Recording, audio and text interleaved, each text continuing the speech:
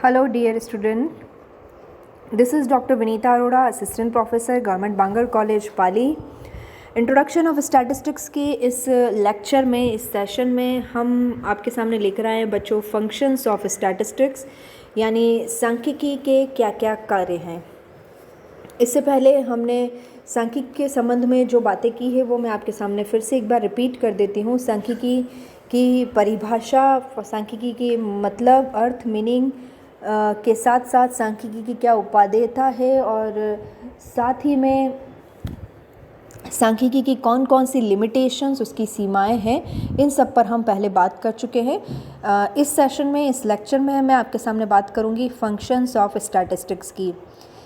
सांख्यिकी की क्या क्या कार्य हैं बच्चों, तो ये कार्य वही हैं जो आपने सांख्यिकी की परिभाषा में देखे थे। सांख्यिकी परिभाषा में जब हम बात करते हैं एक वचन के रूप में, collection of data, classification of data, presentation of data, analysis of data, interpretation of data is the statistics. यही चीज़ सांख्यिकी के फंक्शंस या कार्य के रूप में भी सामने आती है। तो देखिएगा, एक एक फंक्शन को मैं एग्जाम्पल के साथ आपके सामने रख रही हूँ, एग्जाम्पल के साथ मैं आपको बता रही हूँ। तो देखिए, सांख्यिकी का सबसे पहला काम है कलेक्शन ऑफ डेटा, डेटा को कलेक्ट करना। जैसा कि मैंने आपको बताया भी है कि सांख्यिकी का काम ही डेटा से शुरू होता है, यानी यदि डेटा नहीं है तो सांख्यिकी का कोई मतलब नहीं है। तो सबसे पहले यदि हमें सांख्यिकी अप्लाई करनी है तो डेटा का होना ज़रूरी है। तो डेटा मैंने आपके सामने रखे हैं। ये डेटा, ये नंबर्स के रूप में होने चाहिए, कंपैरिजन हो सकता है और साथ ही में कंसिस्टेंसी भी है। ये किसी क्लास के 14 विद्यार्थियों के एक क्लास टेस्ट के मार्क्स आपको दिए गए हैं, अंक दिए गए हैं। ये अंक सिंपली जब कलेक्ट किए जाते हैं तो रॉ डेटा कहलाते हैं, कच्चे आंकड़े के रूप में कार्य करते हैं, जिसका फ़िलहाल हमें कुछ आइडिया नहीं कि ये समंक क्या कहते हैं। लेकिन जैसे जैसे हम स्टैटिस्टिक्स की ओर बढ़ेंगे वैसे वैसे यहाँ पर इसकी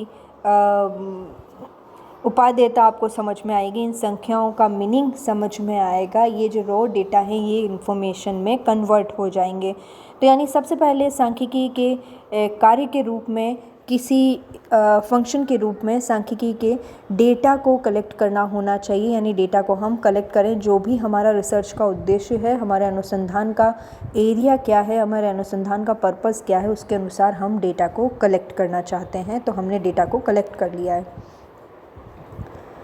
नाउ अगला कार्य ये है कि डेटा को क्लासिफाई किया जाए। देखिए, ये तो अभी मैंने केवल आपके सामने 14 बच्चों का डेटा आपके सामने रखा था। किसी क्लास टेस्ट के 14 स्टूडेंट्स का नंबर आपके सामने रखा है। लेकिन आप सोचिए, यदि हम किसी कॉलेज की बात करें, किसी यूनिवर्सिटी की बात करें, किसी स्टेट की बात करें या कंट्री की बात करें, तो बल्क ऑफ डेटा आपके सामने अवेलेबल होगा। तो ऐसे बल्क ऑफ डेटा को एनालाइज करना थोड़ा मुश्किल हो जाता है, थोड़ा नहीं, कुछ ज़्यादा ही मुश्किल हो जाता है।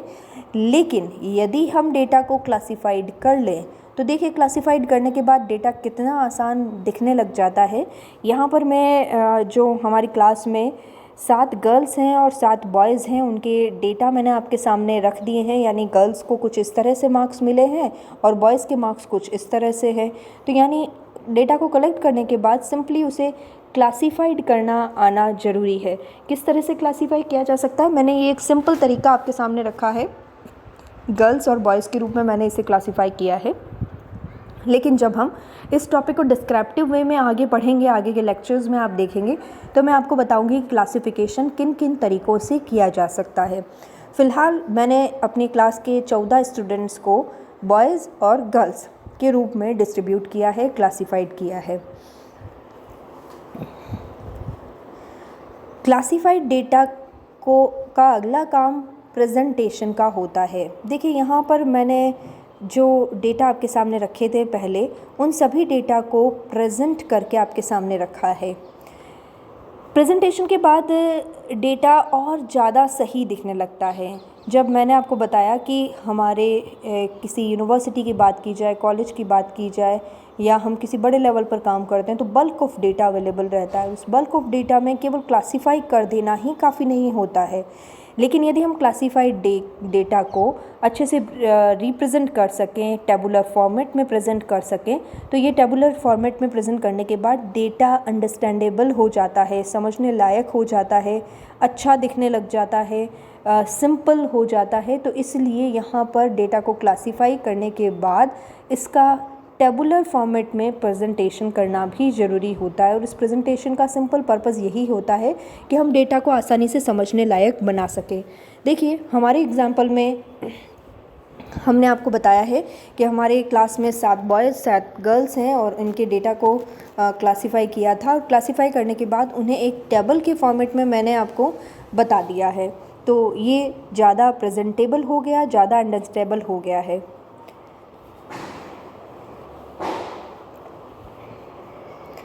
अगली बात करें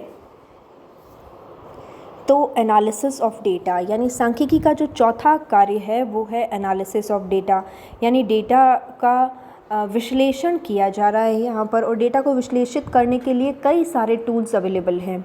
बच्चों जैसे जैसे आप स्टैटिस्टिक्स में आगे बढ़ेंगे पढ़ेंगे तो आपको पता चलेगा कि सांख्यिकी के कई सारे टूल्स हैं। कुछ नाम मैं अभी आपको गिना सकती हूँ, जैसे एवरेज, मीन, मोड, मीडियन।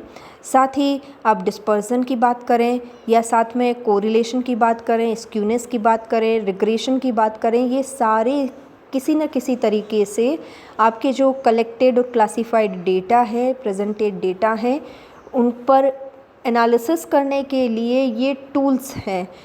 हर एक टूल का पर्पज़ अलग अलग होता है। जैसे कैंची का उपयोग काटने के लिए होता है, सुई का उपयोग सिलने के लिए होता है, उसी तरह से यहाँ पर सांख्यिकी के जितने भी टूल्स अवेलेबल हैं इन सभी का पर्पज़ अलग अलग है। आपके रिसर्च का पर्पज़ क्या है, आप क्या चाहते हैं, उसके अनुसार उस टूल को उपयोग में लेना चाहिए। तो यहाँ पर जो सिंपल एनालिसिस ऑफ डेटा की बात की जा रही है, जो भी कलेक्टेड, क्लासिफाइड और टेबुलेटेड फॉर्म में जो डेटा अवेलेबल है वो आपको एनालाइज करना होता है। देखिए बच्चे, सिंपल सी बात मैं आपके सामने ये करना चाहूँगी कि आपको एग्ज़ाम में जो क्वेश्चंस अवेलेबल होते हैं, जो क्वेश्चंस दिए जाते हैं, वो सारे क्वेश्चन कलेक्टेड, क्लासिफाइड और टेबुलेटेड होते हैं। यानी इससे पहले का काम ऑलरेडी किया हुआ होता है। आपको एक टेबुलर फॉर्मेट में क्वेश्चन प्रोवाइडेड होता है और उस क्वेश्चन पर आपको अपना टूल अप्लाई करना है, स्टैटिस्टिक्स अप्लाई करनी होती है। तो यानी जो क्वेश्चन आपके पास आता है वो क्वेश्चन पहले से ही कलेक्टेड, क्लासिफाइड और टेबुलेटेड फॉर्मेट में होता है। आपको ये चौथा कार्य सांख्यिकी का जो है वो आपको उत्तर के रूप में या एनालिसिस करके आपको देना होता है।